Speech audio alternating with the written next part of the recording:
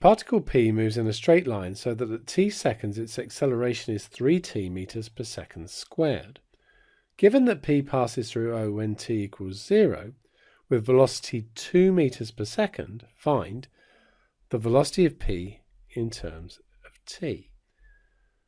Well, the velocity is going to be the integral of the acceleration, and in this case the acceleration is 3t. So that gives us 3t squared over 2 plus some constant.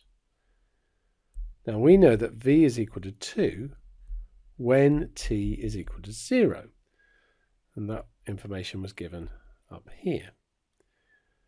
So that gives me that 2 is equal to c, because this part will be 0.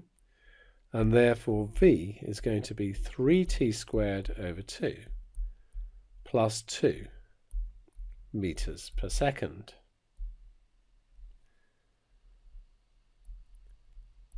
Now if we want distance, we need displacement. That's going to be the integral of velocity. So that's the integral of 3t squared over 2 plus 2 dt.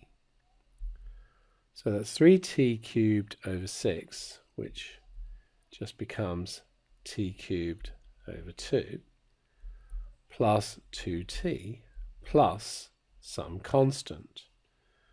But we know that s is equal to 0 when t equals 0, because we know it's at O, and that means that the constant is equal to 0. Just substitute in 0 equals 0 plus c, and therefore s is going to be t cubed over 2 plus 2t. And we need s of 3, of course this is in meters. S of 3 is going to be 27 over 2 plus 6, which is, so 27 over 2 is 13.5, so that's going to be 19.5 meters.